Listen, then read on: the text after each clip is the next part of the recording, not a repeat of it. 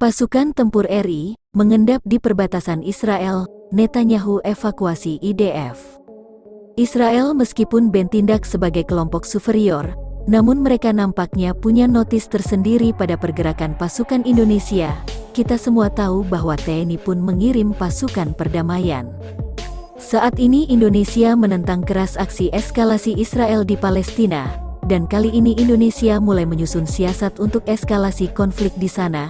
Tak tanggung-tanggung Indonesia mengirim pasukan perdamaian.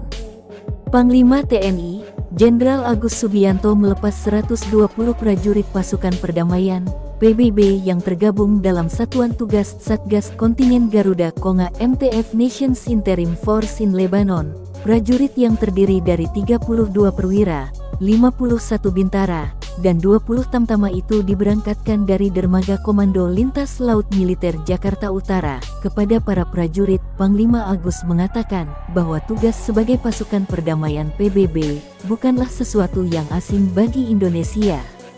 Hal itu bukan karena kontinuitas penugasan yang sering dipercayakan dunia kepada kita. Ini menandakan kita punya pengaruh besar di kancah internasional. Biasanya pengirim pasukan perdamaian dikirim oleh negara-negara yang memiliki kekuatan militer yang mumpuni. Akan tetapi terlebih karena landasan moral dan filosofis, serta doktrin pertahanan dan perjuangan bangsa Indonesia yang memang cinta damai dan mencintai kemerdekaan, kata Agus, dikutip dari siaran pers Pusat Penerangan, Puspen, TNI. Agus juga mengingatkan situasi global saat ini, khususnya konflik Israel dan Palestina, yang akan mempengaruhi stabilitas keamanan di perairan Lebanon, baik secara langsung maupun tidak. Oleh karena itu, Panglima TNI meminta kewaspadaan maksimal dan kesiapsiagaan tinggi dari semua unsur Satgas. Eskalasi ketegangan militer di sekitar Laut Mediterania, terkait dengan adanya kehadiran kapal perang negara lain, akan menjadi salah satu tantangan yang harus dapat diatasi secara profesional, sesuai dengan prinsip-prinsip pelaksanaan operasi perdamaian dunia, tutur Agus. Selain itu, lanjut Agus, potensi bahaya asimetris di laut seperti pembajakan dan perompakan, yang setiap saat dapat memicu instabilitas perdamaian antara Lebanon dan Israel, perlu menjadi perhatian dari Satgas MTF Konga.